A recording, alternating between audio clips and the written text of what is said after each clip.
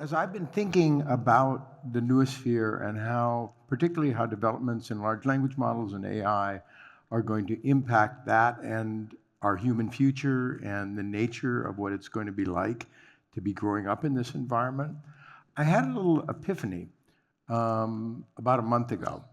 And some people at a small company in Israel called Wisdom came to me, and they had a little business idea, which was that that people who read books would really like to be able to engage with the author and interact and ask questions and talk about the material while they were reading. And so they had approached me for a book called Redesigning Humans. And they wanted me to participate in the program. I said, yeah, that sounds really interesting. And I sent them a PDF of the book, a few other things, some lectures. And maybe a couple days later, I was in a Zoom call and I was interviewing and engaging with myself about redesigning humans. And I'd seen these sorts of manifestations before on YouTube and various things, but to actually experience that was very powerful for me in that, it was pretty good. It knew the material. It was making coherent comments about it. It was a little bit more lectury than I am, a little bit different in various ways, a little more articulate. And I am in process with them now of refining that, giving them more materials, emails, Zoom calls, things like that. And I can tell that it's really going to be pretty good. And the implications of that are very, very powerful. First of all, I immediately could think of enhanced versions of that in that I could be a little bit funnier than I am, maybe a little bit more patient, or able to obviously talk in other languages. It would be able to go out and speak calm to an 8-year-old or a 10-year-old and change language, all the things that we do with large language models, and do that very, very easily. And it made me think about the Turing test, where the idea of can you be recognized as a human? Can you interact with an intelligence or an artificial intelligence and know that it's not human? Well, what about knowing that it's not me? And I realized that it would not take very much for it to be impossible for most people to distinguish, other than a few people that I know very well and that would be able to trip it up with little facts about my life or such. But if they weren't trying to find out, they wouldn't really care. And nobody would really care if it's being stimulating, if it's engaging with them. Why not? And there could be any number of those that would go out in the world and engage with social media or do this or that, or multiply with my activity. And which brings out the issue of authenticity. Does it really matter if it's me, if it's kind of a representation of me, and if it's an enhanced version? And there are lots of situations where we engage with these kinds of things. When we put makeup on, when we dress, when we put clothing on, we're very comfortable with enhancement and actually seek it and yearn for it. We would certainly like to have it in terms of our health and our longevity, and we use drugs to change our mental states. So very, very rapidly, we're going to start using these things at extraordinary levels. And that brings me back to this issue about what's it like when we get immersed in the noosphere in a very deep, deep way, when the barriers, the little bubbles around us begin to dissipate so that and there are different versions of ourselves that are very close to us or very distant from us. And I thought about the idea of digital natives and how big a deal that was when it first occurred. And that's so tiny compared to what this is. Because first of all, that you're facile with electronics and stuff and very easy with that, well, that's being reversed in that it's becoming very, very easy to interface just by using language and engagement. But oh my God, when you grow up in an environment where you're constantly interacting with intelligence that's talking to you, that's protecting you, that's paying attention to you, that's engaging with you, it's not like when you're using it as a tool as an adult, you're going to be engaged and connected with that. As a child, you'll develop in very, very different ways. And there are a couple of ways that people are going to engage with these things. One is an intelligent skin, where it's translating for you. It's maybe not perfectly translating, it's being a little bit better than you, a little bit more generous, a little kinder, that maybe it's organizing your thoughts a little bit better, or it's planning for you, all sorts of ways that it becomes an intermediary with you and the outside world, or translating things for you. And so it's sort of filtering. And the other is where it becomes your emissary, your agent. You send an avatar out to find friends, or to set up a deal for you, or to make arrangements for you that's bringing stuff back to you, or that's a multiplier, like a little clone that's going to go out and be an activity on your behalf that might be a little bit different from you, different versions of you, different expressions of you. And so, we've had Generation X, Generation Y, Gen Z, Gen Alpha. I think now we're going to have Generation AI, and it's going to be profoundly different from all prior generations. It's going to be different in many, many ways. For example, language. Why would anybody bother to learn and go through the energy to learn a second language if you can have instantaneous translation? Why would you, or how would you spend the energy to learn to write well and express yourself well if you can easily just have a large language model or an AI generate verbiage for you? And I've heard estimates that about half of the written material on the internet now is generated by AI. We know about navigation. I can barely get around the cities that I live in without being told, turn left, turn right. You just discount that, you move it out into another realm. So these are truly cyborgian. This is a functional cyborg. We're not a meld of machine and flesh, but we are functionally so, because we are so dependent upon these things. And I think it's going to extend to things like planning, executive skills, all the things that happen between the ages of maybe 7 and 18. They're going to be short-circuited by having these presences that are around us. It's going to be very strange.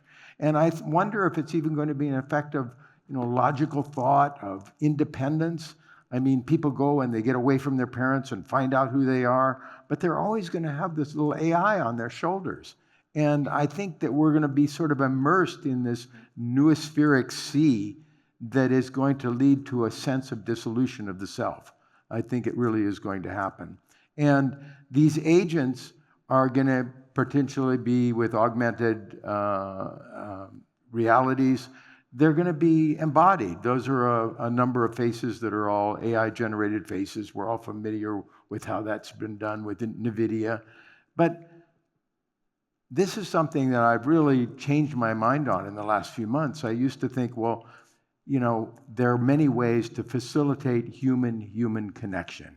That's what we really want. And it's somehow aberrant, people who are trying to date AI chatbots and have relationships with AI in somewhere. I think that I was wrong, that actually we're going to love the AIs that we create, the avatars, more than we do other humans.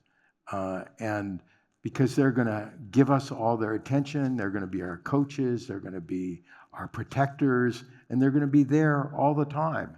And I think that this protection thing is really important, because you take your children and they go out on a playground, a 6-year-old on a playground, and if an adult comes over and starts to interact with them, you want to know who that adult is. You want to know what's going on, because they're so easily manipulated and taken advantage of by the superior intelligence of the adult. Well, it's going to be the same way. An unprotected human going out in the world is going to be like such a target for manipulation. And you can already see it with identity thefts and scams about misinformation and, ransomware. And this is just the early edge of it, because AI and all of these sort of possibilities are going to be so difficult for us to protect ourselves against. Already we can see it where our attention is hijacked and we get sucked into rabbit holes of looking on TikTok or advertisements that we aren't interested in, or pornography. The problem is that that's a AI-directed sort of an offense that's taking advantage of us, that's hacked us, and we don't have anybody on our side that's protecting us and filtering and protecting us from this assault. And we're going to very much need that. And if you think this is all kind of fanciful and, techno-ebullience or something, I want you to think about what we've done to the gray wolf and how rapidly that has co-evolved and become, our closest friends. There are people that have dogs that prefer them to humans. I mean, they come up and they lick you and they're so happy to see you no matter what you've done, and they're just enthusiastic, and all of these behaviors, they're not particularly smart. Oh, my dog knows its name, that kind of thing.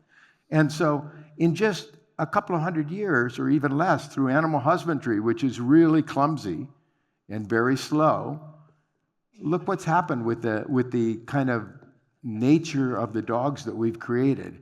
And it's going to be so much faster with AI. It's going to evolve to satisfy all the nuances of our personality and do just the things that we really like. And we really will be dependent on them because we're going to have them from our early childhood with Generation AI, where we would feel really anxious if we don't have this little protector, just like children feel anxious without their parents, and that advisors, really great conversations with them, they're always kind of looking out for us. And this creates a massive leveling of performance. In that right now you have talent, you're really good at things, or you're not so good, huge differential. But when you're using AI as a tool, as an extender, as a way of expanding what you do, changes the game. All humans that are unconnected with this technology that's emerging are going to be low performance levels compared to those that are using AI. And that sort of changes the nature of competition at the human level. When is this going to happen? Yeah, a few decades, not very much. It's going to be very technology driven. It's going to be I'm giving you the modest scenario. If we generate general intelligence and that rapidly leads to superintelligence, then it's going to be much, much more dramatic than that. And I still think, even though the signs are all around us, it's going to catch most of us by surprise. And I always like William Gibson, what his comments about this, the future is already here, it's just not very evenly distributed. I don't think it's quite here, but it is going to be here soon, and it's going to occur in pockets first. I think those pockets are likely to be in the United States initially, because there's been such a abandoned embrace of AI and everything. There's more caution in other places, and the real centers of bringing together powerful AI and generative models are in the United States, because they're driven by money and huge aggregations of money from the tech giants. And the prediction is that the power of clusters of computational capability are going to increase 4 orders of magnitude within the next 5 or 6 years, 10,000-fold within the next 5 or 6 years. And it is astonishing what's already happening today. So who the hell knows where this is going to carry us, but I think it's going to do it very, very rapidly. And so now I want to bring up Sadie, who's going to give you sort of a sense of what's happened in maybe the last 18 months within university environments, just with the limited large language models of today, and what's really happening on the ground. Sadie. By the way, this is forward. That's forward.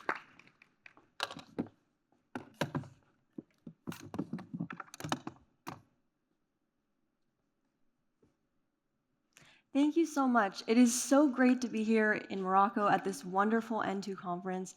My name is Sadie Stock, and I'm currently a junior at USC studying computational neuroscience and business. And I want to share with you what's going on with AI at the university level. As we know, when ChatGPT and these LLMs first started coming out in November 2022, there were strict policy restrictions put in place to prevent students from using these AI tools in their academic work. Although many professors are now allowing students to use these AI tools, this is limited and not as prevalent as you may think. And there are still many professors that ban it entirely. Since the release of LLMs, students are becoming more and more skilled at using these AI tools, and I want to shed some light on some of the ways that AI today is shifting the fundamental nature of education. College students today are in a very unique position. As we know, students are early adopters of all technology, and these digital natives are now learning AI. By being able to apply AI in their academic work, university work has become a path for quickly learning prompt generation, which has put today's college students at the leading front of AI adoption. And much of this goes completely unnoticed by the administration and professors because students are forced to hide this adoption. But I assure you, these digital natives are much more savvy than many believe, and I think the university level adoption foreshadows what is soon going to happen at scale. Many students today are using AI for just about everything. Let me give you 4 examples to make this a little more concrete. AI has become a private personalized tutor for many students. You can now upload course materials such as study guides and textbooks to have a back and forth verbal conversation with these LLMs about the content. This allows students to ask questions and dig in deep to areas that they may not understand, which enhances learning and education tremendously. Faculty think they can use AI detectors to tell who's using AI in their classes, but this actually doesn't work at all. Students can either rewrite what the LLM produces in their own words to surpass these AI detectors, or simply use AI humanizers. Additionally, students are uploading recorded Zoom lectures and study guides onto AI platforms that consolidate the information into an engaging podcast or other digestible learning material that is tailored to their specific learning style. And I've heard many students say that this actually teaches them better than some of their professors. And these are professors at one of the top universities in the country. And as for quizzes or exams, those held online are easily aced using AI third-party plugins that answer the questions as you're taking the quiz.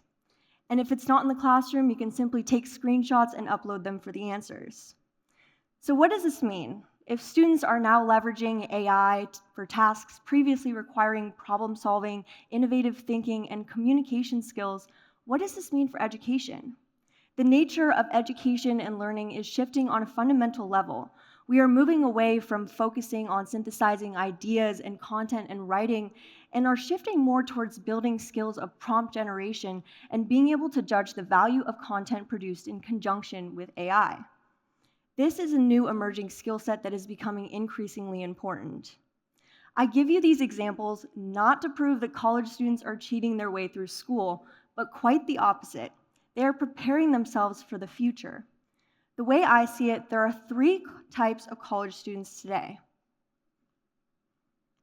1, there are the students that aren't embracing this AI transition with open arms. These are the students that may be using it here and there and dabbling, but they're generally sticking to their old methods of studying and doing their work. In my experience, oftentimes these are the students that do extremely well without AI and before AI, so they're not as motivated to change their methods. Then there are the students that are using these technologies as a shortcut. These are the students that are essentially using AI to cheat their way through school. The third class of students are the students that are using these technologies to enhance their education and efficiency.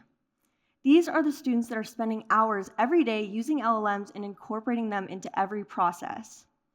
The thing to look at here is not necessarily how students are using AI and these LLMs, as there are many applications and this varies, but the extent to which they are using them and the percentage of their work they are now using AI to produce. The last group is by far ahead of the curve with AI adoption, and they're using it in ever more nuanced ways that foreshadow what adoption will look like for everyone else. These are the trailblazers. The middle group is not as far off as you may think.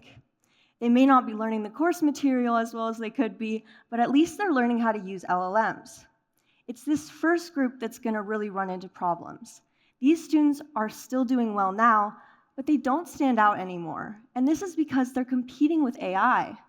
This will soon put them very behind because mediocre students are adopting AI and they start performing just as well or even better than top students who aren't. The key takeaway here is that students who use AI are increasingly going to perform well, and those who are not developing the skills they'll need in the future. The students who will be the most successful in today's world are the students that are taking the time now to learn how to use these AI tools in everything that they do. Students should be learning how to move in an AI-driven world because that's what's happening now, and that is the future that we all need to be preparing for. Thank you.